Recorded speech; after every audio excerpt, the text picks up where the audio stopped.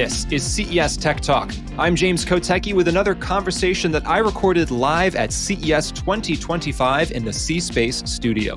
You can get all those interviews on the CES YouTube channel, but we're bringing this one right to your podcast feed. Enjoy. Welcome back to the C Space Studio, conversations with leaders about the future of human connection. We're here as part of CES 2025. I'm your host, James Kotecki, and joining me is Deloitte's China Widener, where she is the Vice Chair and U.S. Technology, Media, and Telecommunications Industry Leader. And did I get that right? You did. At Deloitte, so thank you so much for joining us in the C Space Studio. It's my pleasure. So tell us what you're up to at Deloitte. It's a great title, but what does it actually mean in practice? So in practice, what it really means is I'm responsible for our national technology and media and telecom practice.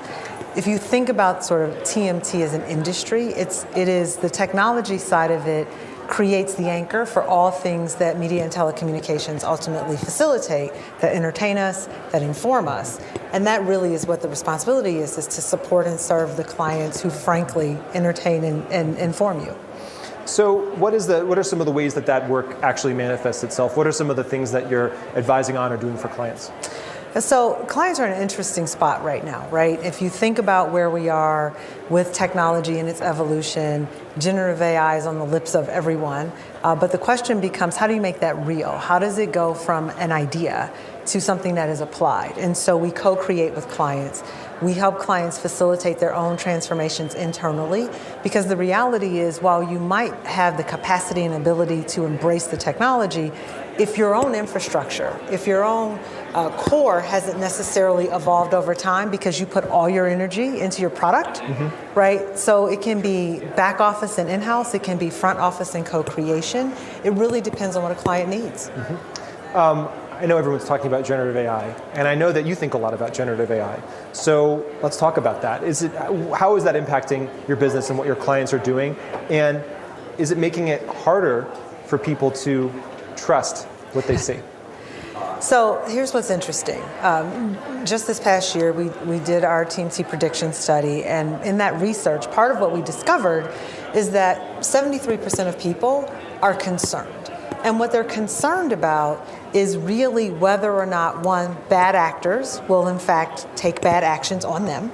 And the second thing they're concerned about is the service provider's capacity to protect their information. Right? And so when you think about it in that context, what you realize is the industry is faced with a challenge. How do we, in fact, help people adopt, right, the benefits that generative AI brings forward, and yet protect privacy and secure data along the way? And so when you think about those two things, who is in the middle of all of that are you and I, right? Both as consumers and users, and the people who need, in fact, to benefit from the services and the solutions that it brings, but don't really want to give up all of our privacy to do so, right? That's the challenge. And so is it harder? It is harder, but I think there are ways in which really the industry can step in and ultimately make that less hard. And what do you think are some of the ways that are emerging to kind of solve or mitigate that? There are really two: transparency and control. The first of which is you need to understand transparently what data, in fact, your service provider has. Part of that same study also identified the fact that most people believed the policy was unclear, right? And so transparency, step one. They believe that the company's transparency policy was not transparent, so to speak.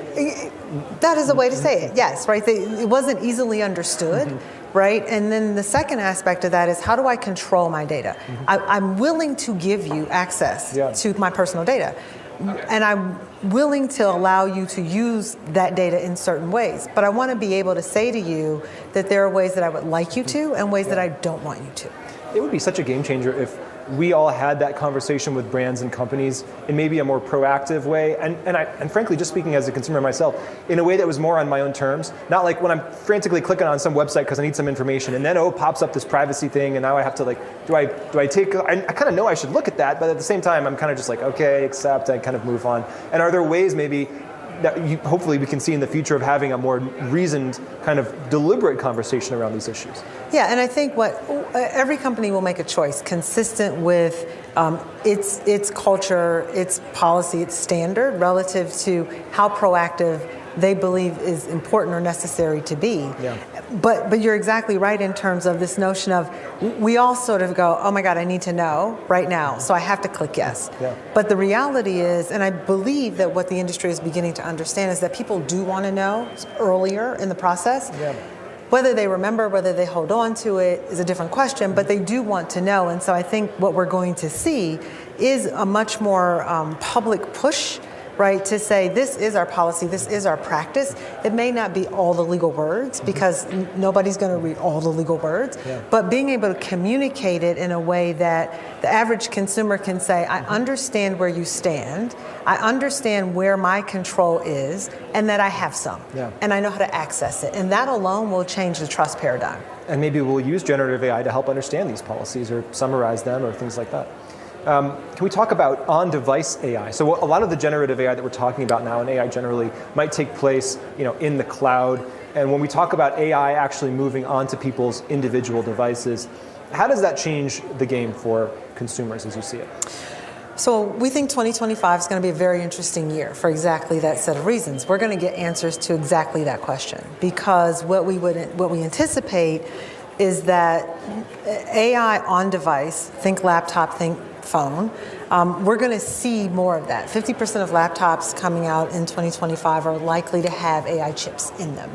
And so we're now going to have what I would call a test in the wild, so to speak, right? We expect laptop sales to increase single-digit percentages, but increase nonetheless because of this new solution and opportunity that's going to be provided as a result of these chips, because people want that. We know 24 to 45-year-olds are actually willing to refresh their technology, right, with the services embedded in it.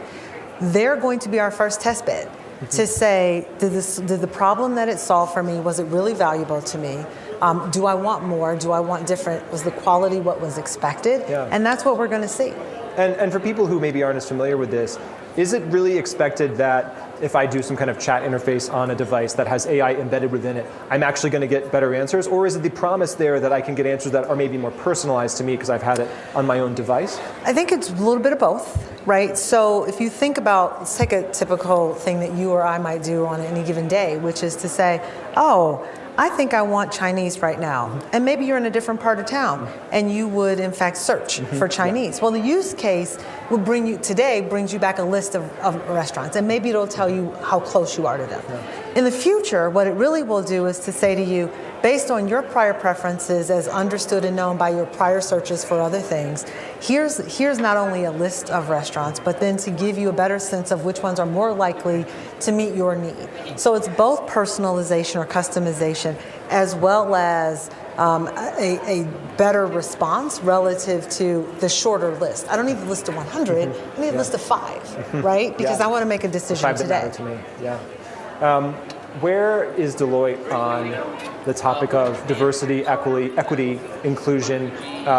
It's an interesting time for DEI initiatives. Sometimes the phrase is very politicized. Companies may be seeming to be backing away from it. Where's Deloitte now?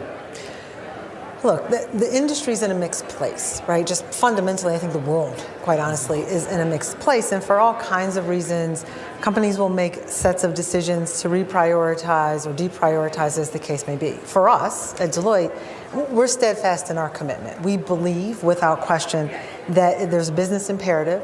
The degree of innovation that you get with diversity is extraordinary and strong, and therefore it contributes to both your top and bottom line. And at the end of the day, what we're really talking about is investment. It's investment in leadership development for people. It's the investment in mentorship and sponsorship for people. And ultimately, it's the capacity to say, I am hiring all who come to me with a set of skills that are valuable to the clients that we serve. And that, at the end of the day, is really the simple and committed message. Now, here's the other piece to that. You want to be effective.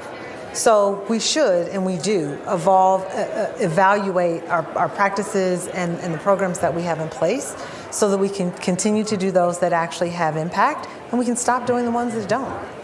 I did a little research on your background. Am I right, early in your career you were a prosecutor? I was. Do you still have that mentality, or does any of that shape the work that you do today or the way that you think about the future? It does, actually. It's interesting because what I would tell you is at this moment, there's sort of an interesting intersection between the days of being a prosecutor, which if you think about it, my client was the public, right? That's who I served and who I was responsible for and answering to. And where we are today in the things that are available to us, the opportunities and the challenges, they have a social impact that is much broader, quite honestly, than any one company, than any one of us. Yeah. And so this notion of how do you do the job that is before you with that broader social construct in mind is really sort of that integration. And it makes for a very interesting set of conversations, which is not just can we, should we? And both questions are important. Well, thank you for sharing an interesting conversation with us, China Widener of Deloitte. We really appreciate it. Thank you, I appreciate it. Thanks for the time. And thank you so much for watching. This is the C Space Studio. I'm your host, James Kotecki. Please keep it right here because more conversations at CES 2025 are coming your way. Well, I hope you enjoyed that conversation from CES 2025. That is our show for now, but there's always more tech to talk about. So if you're on YouTube, please subscribe and leave a comment. If you're listening on Spotify, Apple Podcasts, iHeartMedia, or wherever you get your podcasts, hit that follow button and let's give the algorithms what they want. You can get even more CES at ces.tech. That's ces.tech. Our show produced by Nicole Vidovich and Paige Morris. Our C Space Studio episodes are produced and edited by Kramer. I'm James Kotecki, talking tech on CES Tech Talk.